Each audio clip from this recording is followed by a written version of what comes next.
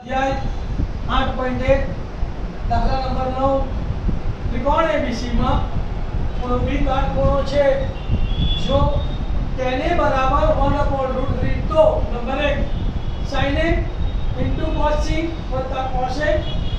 sin C number 2 cos A cos C sin A sin C ની કિંમત શું કરવાનું બોલો તો કે તેને 1/√3 ની કિંમત આપેલી છે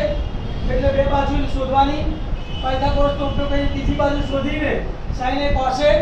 અને sin C cos C ની કિંમત શોધી કાઢો અને એ કિંમત આમાં મૂકીને સાદુરૂપ આપી દો તો તમારો જવાબ આવી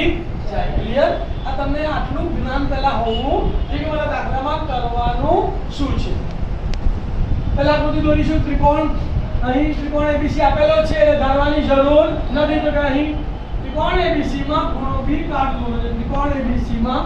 ખૂણો B કાટખૂણો છે sin A અને cos C છે તો એની આ સામેની બાજુ BC થશે પાછળની બાજુ AB થશે C ની સામેની બાજુ AB થશે પાછળની બાજુ BC થશે તથા તેને બરાબર 1/√3 કેનું સૂત્ર બોલો સામેની બાજુ છેદમાં પાછળની બાજુ તો ખૂણા A ની સામેની બાજુ કોણ છે BC તો BC બરાબર 1 એટલે 8x અને પાછળની બાજુ એટલે AB AB બરાબર √3x √3 છે એટલે √3 બે બાજુ મળી ગઈ એટલે આકૃતિમાં બતાવીએ આ x છે અને આ √3x છે તો હવે AC શોધવાની તો પાયથાગોરસના પ્રમેય મુજબ AC² બરાબર AB² BC² માટે BC² બરાબર AB ની જગ્યાએ √3x નો વર્ગ વત્તા BC ની જગ્યાએ x નો વર્ગ માટે AC² બરાબર √3 નો વર્ગ 3 x નો વર્ગ x² એટલે 3x² વત્તા x નો વર્ગ x² 3x² વત્તા x² તો મારે AC² બરાબર 4x² વર્ગ દૂર કરીએ તો સામેનાનું વર્ગમૂળ તો માટે AC બરાબર વર્ગમૂળમાં 4x² તો માટે 4 નું વર્ગમૂળ 2 x² નું વર્ગમૂળ x તો માટે AC બરાબર 2x અહીં આપણે લખીશું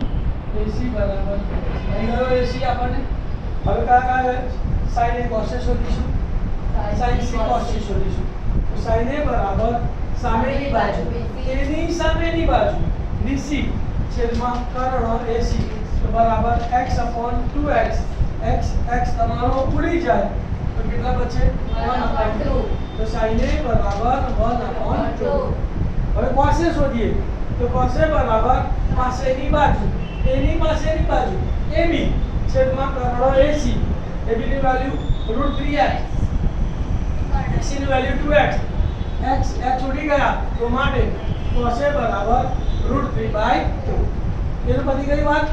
હવે sin C અને cos C શોધીશું તો sin C બરાબર તો સામેની બાજુ તો C ની સામેની બાજુ AB કર્ણ AC તો AB ની વેલ્યુ √3x છેદમાં 2x x ઉડી ગયા તો માટે sin C બરાબર √3/2 હવે શોધીશું આપણે cos C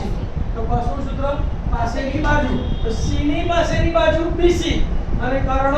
AC તો બરાબર x/2x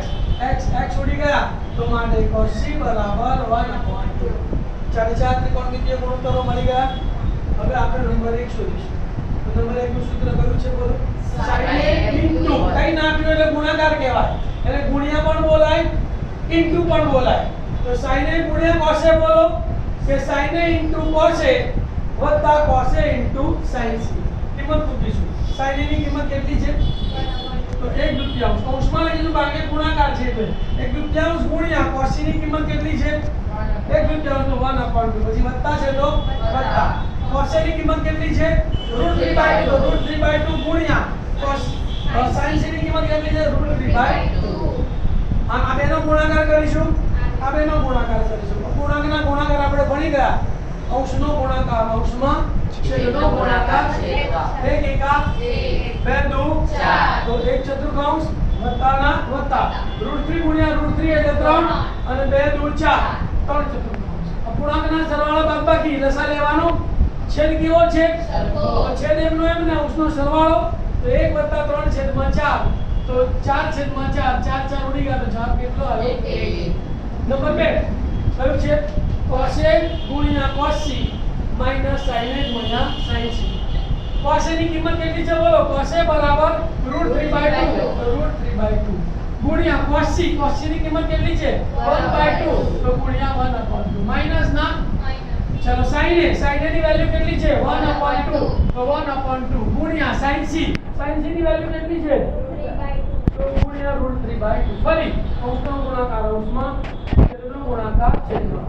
√3 એકા બે દુ 4 માઈનસ ના √3 એકા બે દુ 4 બંને કેવા છે સરખા તો √3/4 માંથી √3/4 જાય તો 0 તો બરાબર 0 વિદ્યાર્થી મિત્રો દાખલામાં ખબર પડી